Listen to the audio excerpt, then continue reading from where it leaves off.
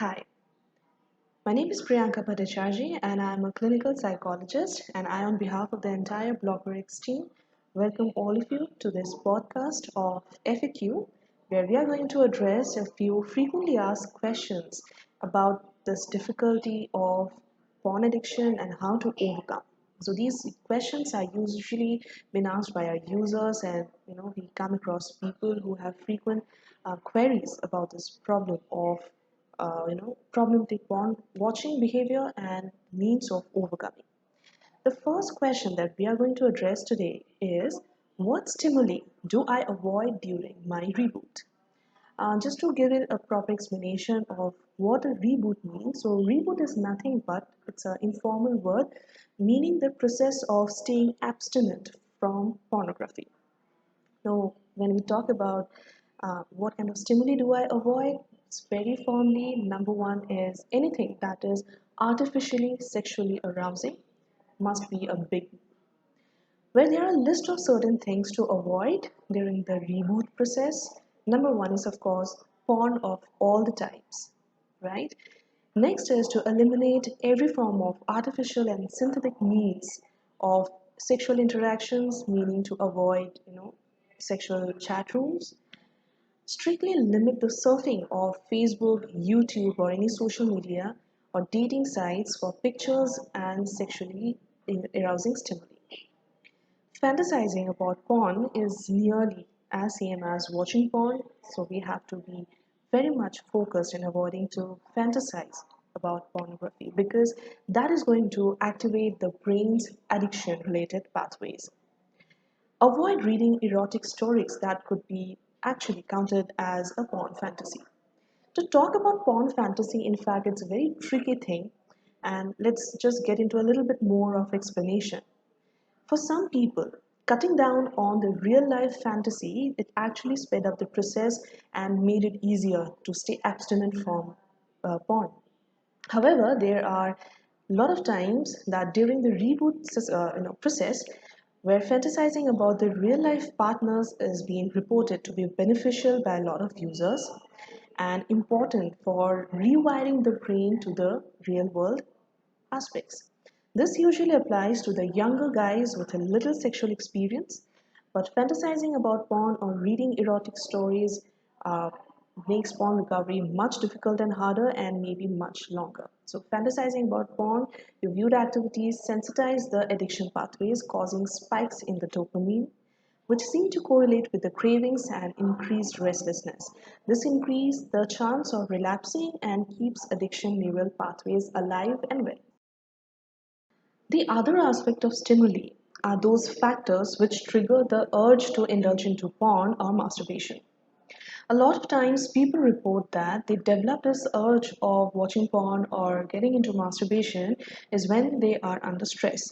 The stress could be work stress, family stress, some range of personal stress, and so on. When people resort to watching porn in order to cope with the stress, like how people use substance in order to gain an immediate relief from the stress.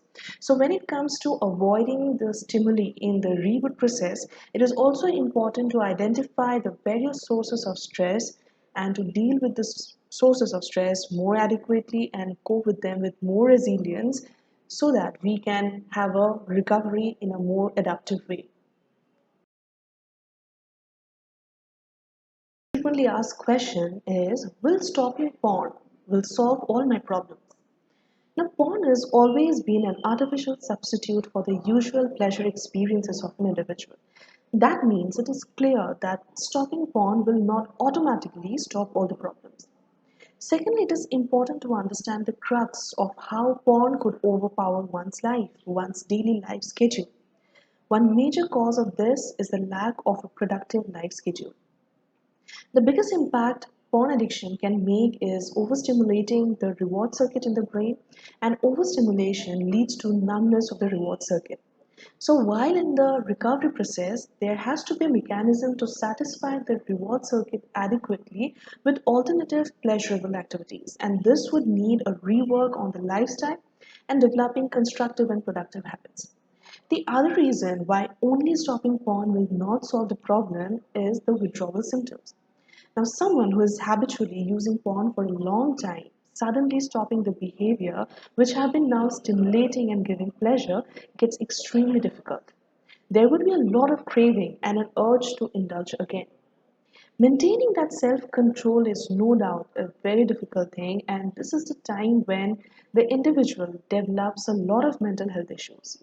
And the entire recovery process can be dealt with a lot of strength and positivity with the help of a professional help. For example, visiting counselors, joining support group sessions, and so on. Although abstinence is the key, but you also have to work on your well being. Stopping porn will definitely facilitate and improve upon other functioning.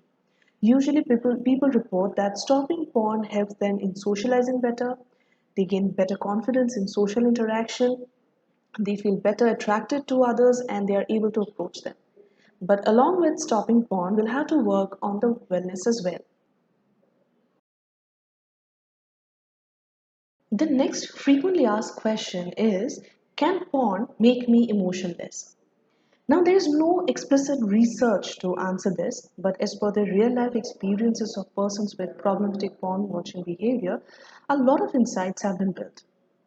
Also, instead of the direct link between the two, there are a number of causative links, meaning one leading to the other and the other leading to the next. People who have given up on regular porn watching behavior report improved sexual performance and satisfaction, increased confidence, better desire to socialize and meet new people, better concentration, and satisfying romantic relationship. From a scientific point of view, porn watching numbs the reward circuit of the brain. It's a common human tendency. We get habituated of the reinforcement. Since the same reinforcement doesn't excite the reward circuit anymore, there is no release of dopamine which is responsible for boosting our mood. If you keep using porn as a reinforcement, after repeated use of it, after a particular point, people would get habituated with it and it no longer seems rewarding.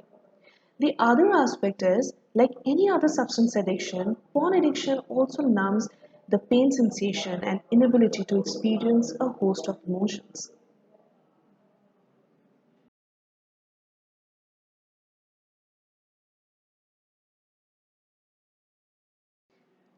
The next question that we are going to address is, does withdrawal happen in porn addiction? Now, technically, we do not use this word withdrawal since because porn addiction isn't recognized as a medical condition or a mental health disorder. But like any other forms of addiction, be it substance or behavioral, there are a host of symptoms which appear when the individual is trying to give up his or her addiction. Similar things would happen in porn addiction as well. Although we do not use this word formally, nor much research supports this, but that doesn't take away things from reality. Let's put it in the other words. What kind of challenges an individual is likely to face while giving up on long standing problematic porn watching behavior? This, which means nothing but withdrawal.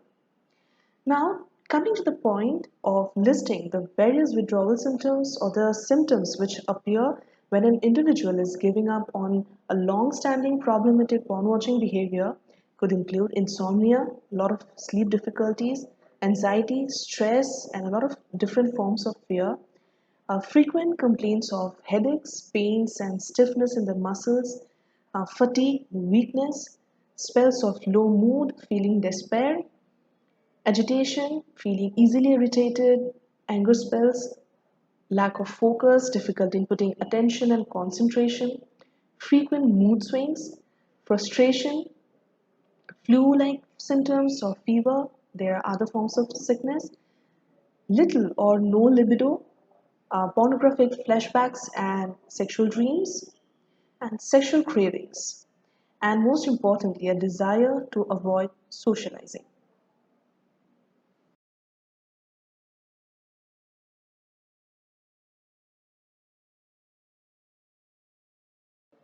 The next question, which I'm going to address, is, when do I know I have recovered from porn addiction?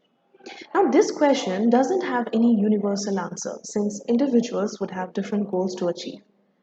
Common goals would be to gain self control, improve relationship with the partner, improve social functioning, and improve productivity, and so on.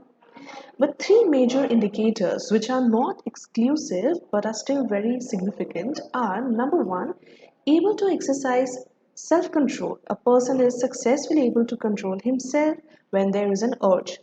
The distress caused is decreased, and the person is able to function well in his daily life, and he is not ending up spending most part of the day watching porn. Apart from these, people after giving up porn are able to have more positive and healthier perception about women. Self exploring behavior or masturbation are not compulsive anymore. Ejaculation is decreased or it completely stops. Cravings are absolutely manageable. Sexual interactions with partner are getting satisfying and pleasurable and feeling aroused with real intimate interactions.